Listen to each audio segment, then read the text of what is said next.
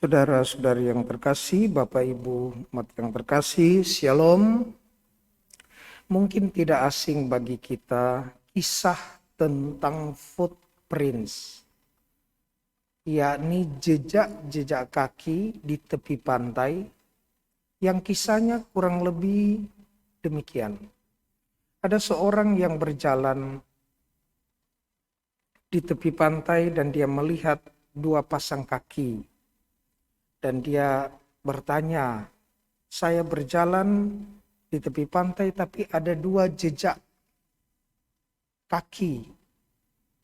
Lalu ada suara yang berkata bahwa itu adalah jejak kakimu dan jejak kaki saya. Saya adalah Allah yang beserta engkau. Tapi tiba-tiba sementara dia berjalan,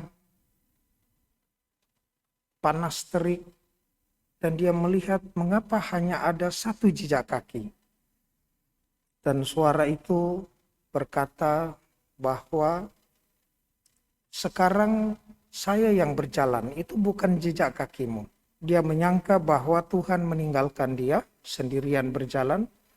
Dan dia mengatakan, suara itu mengatakan, itu bukan jejak kakimu lagi. Itu jejak kaki saya dan saya sekarang menggendong kamu.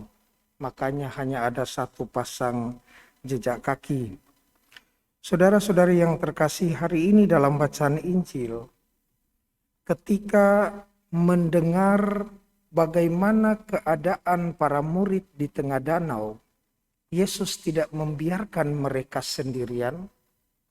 Memang ketika para murid mendayung ke tengah danau, Yesus ditinggalkan sendirian di darat, kata Injil.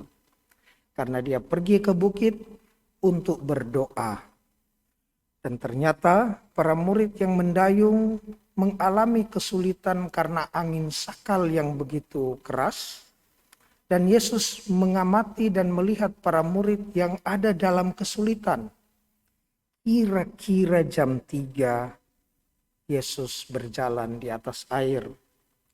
Pada jam 3 dalam tradisi Yudaisme adalah waktu berjaga yang terakhir. Di penghujung 3 kelompok waktu berjaga, jam 6 sampai jam 9 malam, jam 9 sampai jam 12 malam, dan jam 12 sampai jam 3 subuh. Dan kira-kira jam 3 subuh di akhir dari waktu berjaga ini, para murid kebingungan, seolah tidak ada yang berjaga. Dan Yesus berjalan di atas air, mendekati mereka. Kendati Yesus sudah mendekati mereka, mereka mengira bahwa Yesus adalah hantu. Dan apa yang Yesus katakan, jangan takut, ini aku, tenanglah, ini aku, jangan takut. Saudara-saudari yang terkasih dalam Tuhan, dari bacaan Injil ini, dua hal yang bisa kita pelajari. Yang pertama, bahwa orang beriman tetap tenang saat tegang.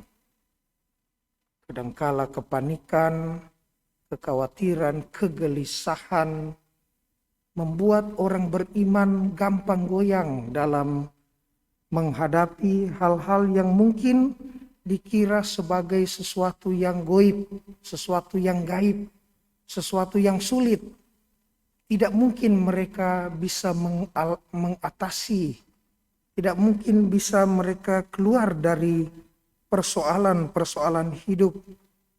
Ketika Yesus mengatakan, tenanglah, ini aku, jangan takut, ini bukan kata-kata penghiburan belaka, tetapi kata-kata peneguhan agar supaya orang mempercayakan diri kepadanya.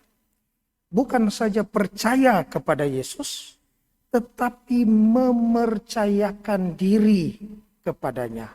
Ini sangat berbeda. Ketika orang percaya saja, maka orang sekedar percaya. Percaya bahwa hantu juga, iblis juga, orang beriman harus percaya. Karena iblis adalah bagian dari iman kita. Iman dalam artian dia ada di dalam roh yang jahat. diabolos, the satanic. Orang beriman percaya, Tuhan percaya ada iblis. Tuhan percaya, Yesus percaya ada iblis di padang gurun. Tetapi tidak memercayakan diri kepada iblis. Tapi kepada Tuhan Yesus. Kita bukan saja percaya kepadanya, melainkan memercayakan diri kepadanya. Poin yang kedua, mujizat bukan kekaguman sesaat. Cerita ini adalah kelanjutan dari cerita penggandaan roti. Dan di awal kisah Injil dikatakan sesudah peristiwa penggandaan roti itu, ceritakan kisah tadi. Dan di akhir Injil ditegaskan lagi, sebab sesudah peristiwa roti itu mereka juga belum mengerti dan hati mereka tetap degil. Para murid tidak mau memercayakan diri dan mereka kagum kepada Yesus sesaat ketika 5.000 orang bisa makan. Saat Yesus mengucap berkat menggandakan roti, tetapi kekaguman sesaat. Mengapa itu terjadi? Karena pengalaman peristiwa penggandaan roti mereka jadikan sebagai momentum yang super duper. Momen yang hanya membuat orang berdecak kagum, tetapi tidak merenungkan dan merefleksikan. Pepatah lama mengatakan, pengalaman adalah guru yang terbaik. Itu saja tidak cukup. Karena pengalaman yang tidak pernah direfleksikan atau direnungkan adalah kematian bagi sang guru. Dan itu dialami oleh para murid ketika peristiwa penggandaan roti. Mereka tidak merenungkan lebih dalam peristiwa itu. Sehingga ketika Yesus menampakkan diri berjalan di atas air, mereka tidak mengenalnya.